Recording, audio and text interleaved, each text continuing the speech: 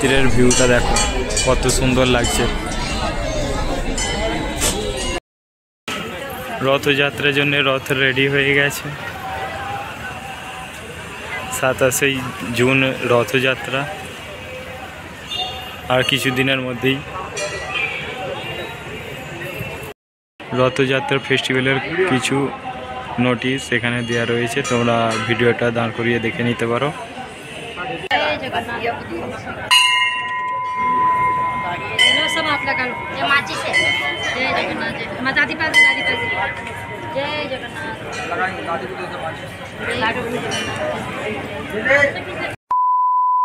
Hello guys, my name is Suman, welcome to another new blog. কেমন আছো তোমরা? আশা করি ভালো আছো।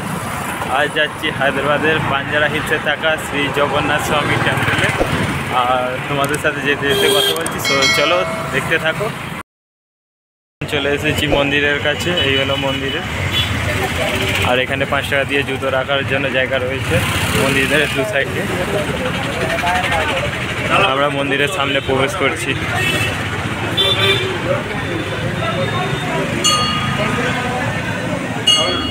এটি হলো হায়দ্রাবাদের শ্রী জগন্নাথ স্বামী টেম্পল। এটি একটি আধুনিক মন্দির।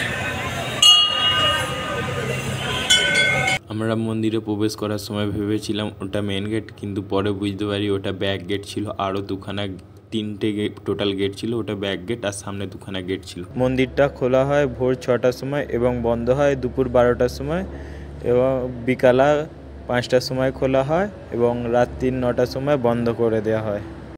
মন্দিরের ভিতরে কোনো রকম ফটোগ্রাফি ভিডিওগ্রাফি অ্যালাউ ছিল না, তাই তোমাদেরকে বাইরে থেকে দেখালাম। জুতো খুলে এখানে হাত পা ধুয়ে তারপর মন্দিরের ভেতরে প্রবেশ করব।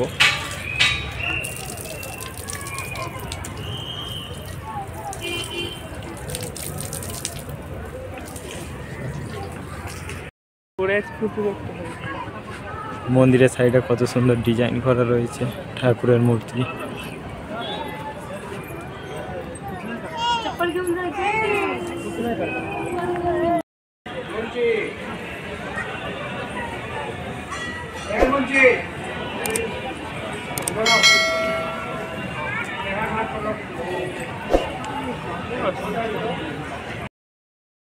এই মন্দিরটি পুরো লাল বেলে পাথর দিয়ে তৈরি। এই মন্দিরে কত সুন্দর খোদাই করে ডিজাইন করা আছে দেখো।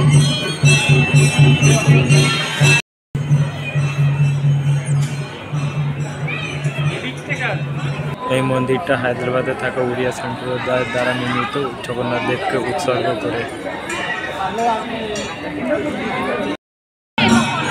এই মন্দিরের কেন্দ্রীয় চূড়া 70 ফুট উঁচু।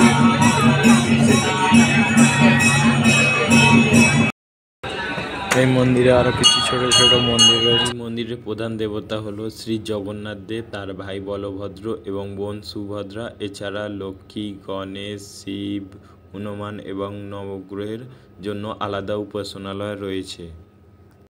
এই মন্দিরটা পুরীর জগন্নাথ দেবের আদলে বানানো। এই মন্দিরটি জনসাধারণের জন্য খোলা হয় 2009 সালে। এটা হলো মন্দিরের পুরো ভিউ।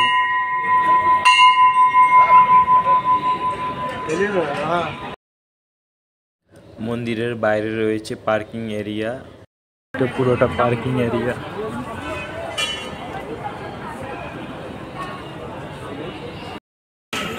রথযাত্রার জন্য রথ রেডি হয়ে গেছে। 27 জুন রথযাত্রা, আর কিছুদিনের মধ্যেই রথযাত্রা ফেস্টিভ্যালের কিছু নোটিশ এখানে দেওয়া রয়েছে, তোমরা ভিডিওটা দাঁড় করিয়ে দেখে নিতে পারো।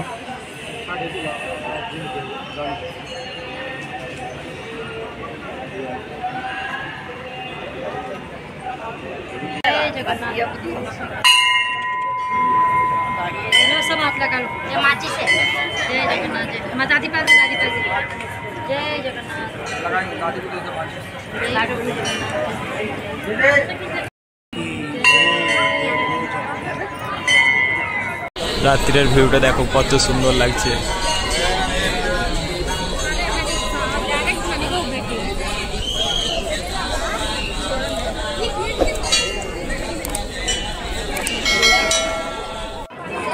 ভিডিওটা এখানেই শেষ করলাম। যদি ভালো লাগে লাইক কমেন্ট শেয়ার করতে ভুলবেন না।